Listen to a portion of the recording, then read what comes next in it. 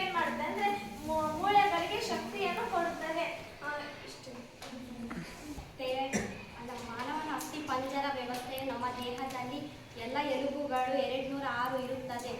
ಮಾನವನ ಅಸ್ಥಿಪಂಜರ ಕಾರ್ಯಗಳು ಆಕಾರ ಮತ್ತು ಬೆಂಬಲ, ದೇಹಕ್ಕೆ ದೃಢತೆ ಮತ್ತು ಸರಿಯಾದ ಆಕಾರವನ್ನು ನೀಡುತ್ತದೆ.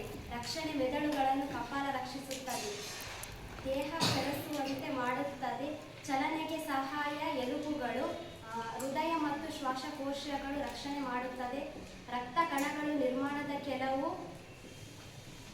ಎಲುಬುಗಳೊಳಗಿನ ಮಂಜೆಯಲ್ಲಿ ರಕ್ತ ಕಣಗಳು ಉತ್ಪತ್ತಿಯಾಗುತ್ತದೆ.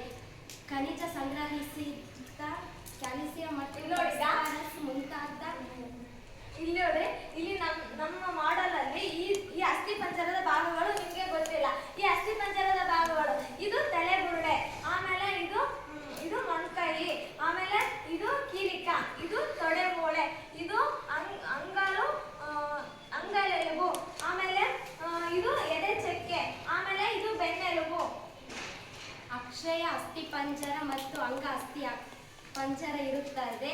ಅದರೊಳಗೆ ಅಕ್ಷಯ ಅಸ್ಥಿಪಂಜರದಲ್ಲಿ 80 ಎಲುಬುಗಳು ಇರುತ್ತದೆ. ಅದು ದೇಹದ ಮಧ್ಯಭಾಗದಲ್ಲಿ ಇರುತ್ತದೆ. ಅಂಗ ಅಸ್ಥಿಪಂಜರ ಎಂದರೆ ಅದರೊಳಗೆ 126 ಎಲುಬುಗಳು ಇರುತ್ತದೆ. ಅಕ್ಷಯ ಅಸ್ಥಿಪಂಜರದಲ್ಲಿ ದೇಹದ ಮಧ್ಯಭಾಗದಲ್ಲಿ ಇರುತ್ತದೆ. ಆಮೇಲೆ ಈ ಅಸ್ಥಿ ಪಂಜರವು ನಮ್ಮ ದೇಹಕ್ಕೆ ಎಷ್ಟು ದಿನಗಳ ಕಾಲ ಇರುತ್ತದೆ ಅಂದ್ರೆ 228 ದಿನಗಳ ಕಾಲ ನಾವು ಅಸ್ಥಿ ಪಂಜರ ಇರುತ್ತದೆ.